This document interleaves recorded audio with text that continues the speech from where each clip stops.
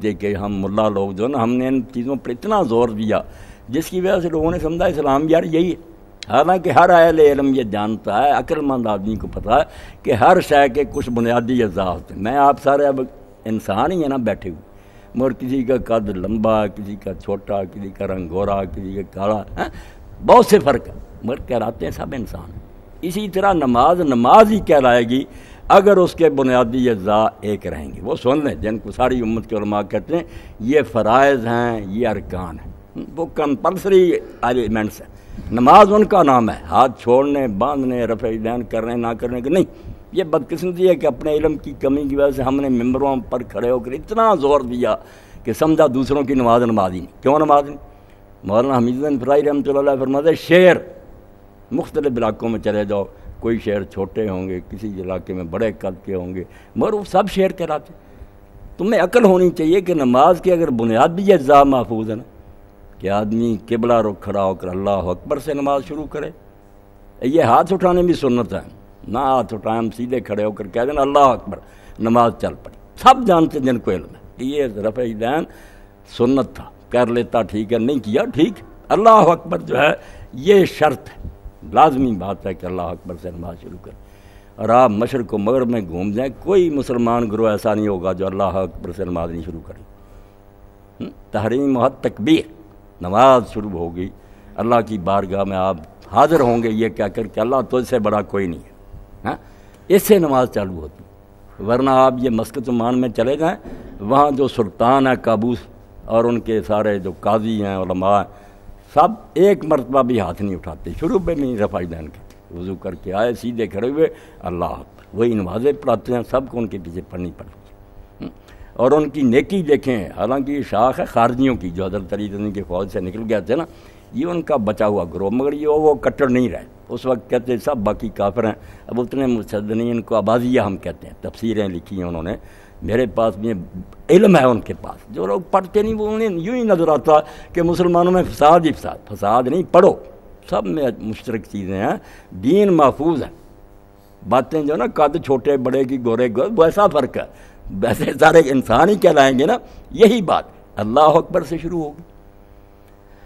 ہر آدمی جو تندرست ہوگا وہ قیام کرے گا، فرض نماز کھڑا ہو کر پڑھے گا، بلا عذر بیٹھ کر نہیں پڑھے گا، دوسرا رکن۔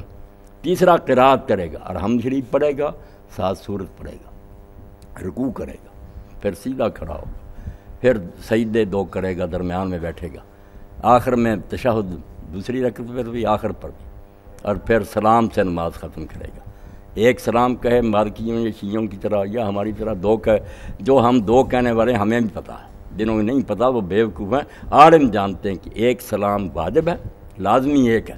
آپ نے زبان سے کہہ دیا السلام علیکم، رحمۃ اللہ بھی بے شک لگائیں، السلام علیکم، نماز ختم ہو، اینڈ ہو گئی۔ اللہ اکبر شروع تھا، یہ آخر ہے۔ منہ پھیرنا وغیرہ بھی سنت ہے، ایک سے بھی ختم ہے، دوسرا جو ہے وہ مستحب ہے، تو کہہ لے تو اچھا، ورنہ نہیں۔ یہ بات جس کے علم میں ہوگی وہ افریقہ وغیرہ میں جائے گا، سوڈان اور الجزائر، مالکی امام ہوں گے، شیعوں کو چھوڑے، اہل سنت ایک ہی اسلام، بس آخر پر وہ کہہ دیں گے السلام علیکم ورحمۃ اللہ، نہیں کہیں گے نہ کچھ، نماز ختم ہو جائے۔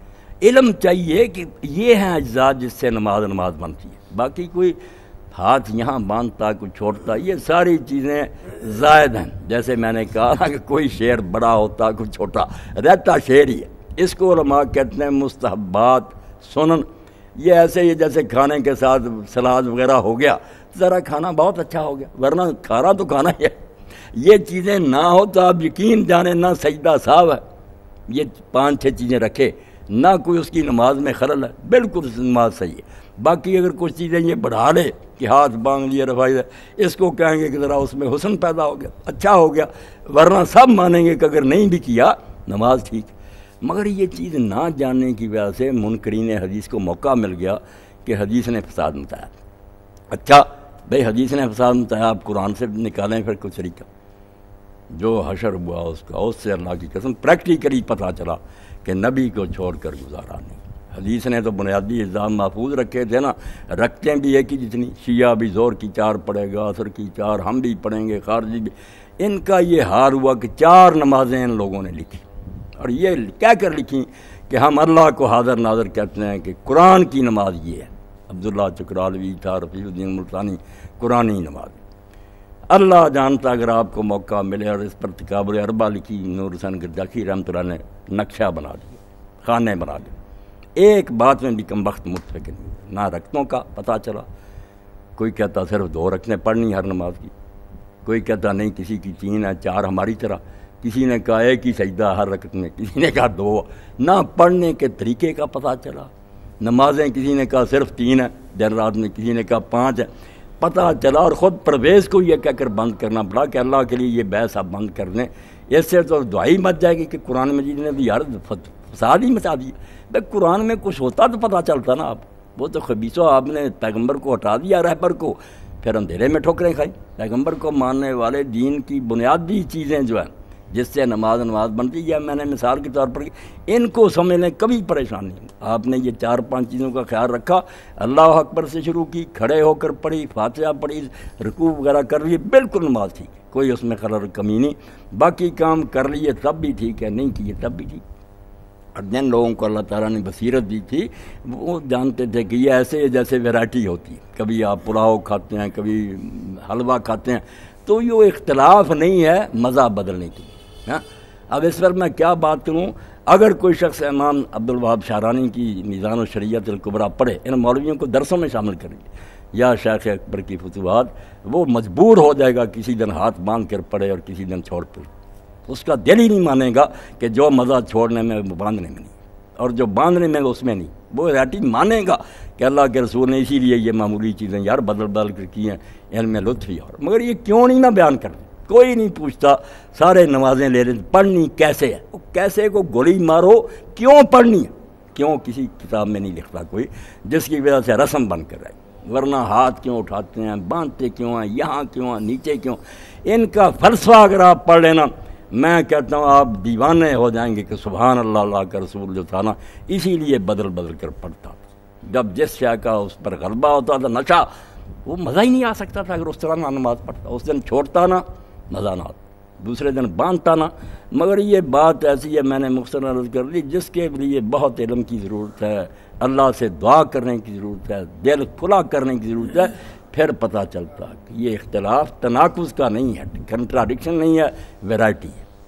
ویرائٹیاں جیسے کئی ہوتی ہیں، کبھی سیب آپ کسی جگہ کا کھاتے ہیں، کبھی وہ تنوع، کنٹراڈکشن ہوتی ٹکرائے کہ ایک دوسری کو غلط کرے، ایسی کوئی بات نہیں۔ رسول کریم نے زندگی میں مختلف کام کیے، سارے ٹھیک ہیں، برحق ہیں، مگر اس کے لیے دل میں یہ ایمان ہونا چاہیے کہ اللہ کی کتاب بھی الحمدللہ ہمارے پاس ہے، اور اللہ کے رسول کا اسوہ بھی محفوظ ہے، اور اس میں اختلاف نہیں، اختلاف ہم اپنی وجہ شرارت سے پیدا کریں۔ کچھ لوگوں کے پاس علم نہیں ہے، جہالت ہے، کچھ جان بوجھ کے شرارت قائم کے رکھتے ہیں کہ یہ ٹکڑے ہو مسلمانوں میں ہوئے رہے، ہمارا کام چلتا، روٹی کماتے، ورنہ دین جو ہے اس میں یہ دونوں چیزیں کہ کتاب بھی لازم ہے، ساتھ رسول کی رہنمائی بھی لازم ہے، اس کے بغیر گزارا نہیں ہوگا۔